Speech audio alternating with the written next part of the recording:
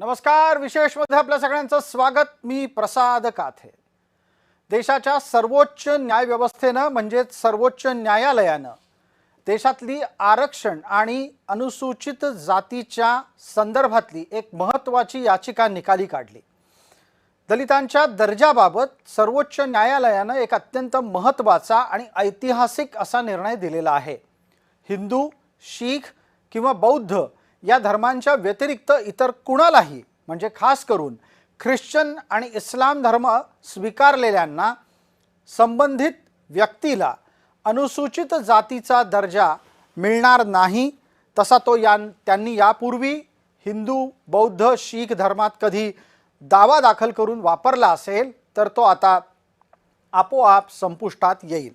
सर्वोच्च न्यायालयानं हे अत्यंत थेट आणि स्पष्टपणे मांडलंय.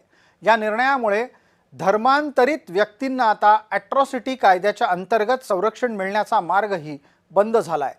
न्यायमूर्ती पी.के. मिश्रा आणि न्यायमूर्ती N.V. अंजारिया यांच्या खंडपीठानं हा निकाल आज दिला. आंध्र प्रदेश उच्च न्यायालयानं जो निर्णय दिला होता तो सर्वोच्च न्यायालयानं कायम ठेवलाय. काय म्हणालंय सर्वोच्च न्यायालय ते आता आपण पाहणार आहोत.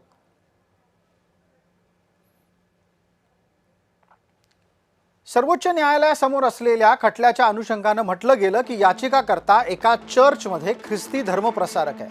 10 वर्ष झाली याचिकाकर्ता ख्रिस्ती धर्म पालनही करतो आहे.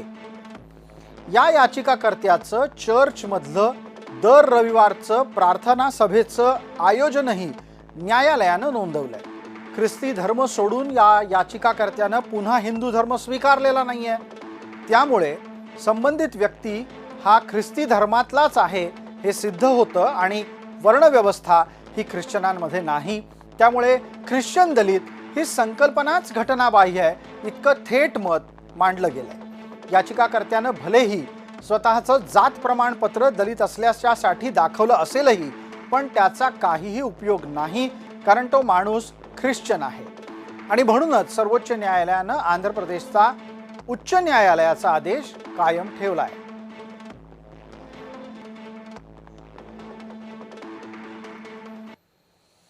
या प्रकरणाची पार्श्वभूमी सुद्धा आपल्याला लक्षात घ्यायला हवी, कारण या प्रकरणामुळे धर्मांतरण करून पुन्हा एकदा जातीच्या आरक्षणाचा लाभ घेण्याचे दरवाजे बंद झालेले आहेत.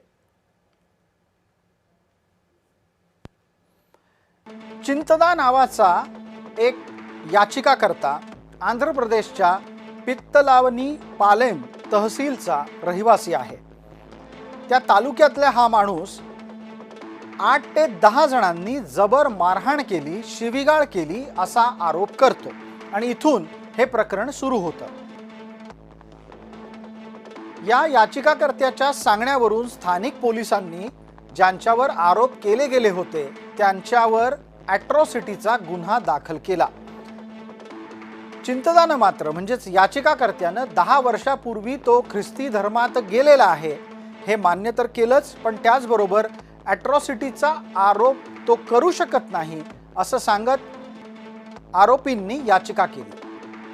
आंध्र प्रदेश उच्च न्यायालयानं ही याचिका स्वीकारली आणि आरोपींचा दावा योग्य आहे असा निकाल दिला. हिंदू, शीख किंवा बौद्ध धर्मातून बाहेर पडल्यावर दलित प्रवर्गाला असलेला अधिकार लागू होत नाही असा स्पष्ट निर्वाळा आंध्र प्रदेशच्या उच्च न्यायालयानं दिलाय. या निर्णयाच्या विरोधामध्ये चिंतदा आनंद नावाचा ख्रिस्ती माणूस सर्वोच्च न्यायालयात गेला. सर्वोच्च न्यायालयानं सुद्धा आंध्र प्रदेश उच्च न्यायालयाचा निर्णय योग्य ठरवला आहे.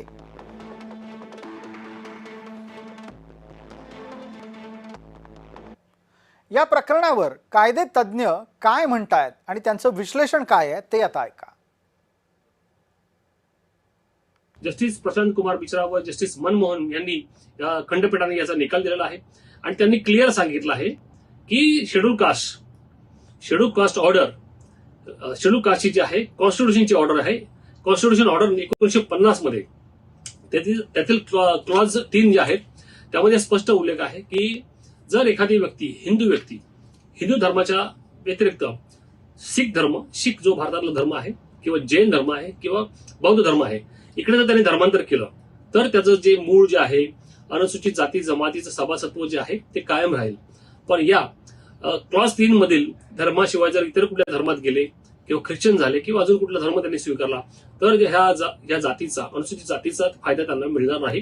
त्यांचे ते सभासत्व तात्काळ संपुष्टात येईल आणि त्यामुळे यापुढे त्यांना या जातीचे कोणतेही त्यांना रिझर्वेशन किंवा असे प्रोटेक्शन किंवा अनुसूचित जाती जमातीखालील जे गुन्हे होतात त्याबाबतचं कोणतेही त्यांना प्रोटेक्शन मिळणार नाही.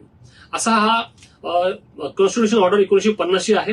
एकदम क्लिअर आहे, त्यातले तरतुदी एकदम क्लिअर आहे. आम्ही पूर्वीपासून सांगत आलेलो आहोत आणि हीच बाब आज सर्वोच्च न्यायालयाने देखील ग्राह्य धरलेली आहे आणि त्यांनी क्लिअर म्हटलं याच्यामध्ये की या आदेशाप्रमाणे 1950 जी घटनेची जी ऑर्डर आहे, घटनात्मक ऑर्डर शेड्यूल कास्टसाठी, त्याप्रमाणे हे जे फिर्यादी होते ह्यांनी हा जो गुन्हा दाखल केला होता त्या पिट्टलवाणी पट्टपालम या गावामध्ये की या ज्या आरोपींच्या विरुद्ध, आणि हे जे आरोपी आहेत त्यातील एक जे आहेत चिंतळा आनंद यांनी सर्वोच्च न्यायालयात आज ही SLP जी दाखल केली होती त्याबाबतचा आज निकाल आलेला आहे आणि त्यांची जी केस आहे ती खारिज केली आहे.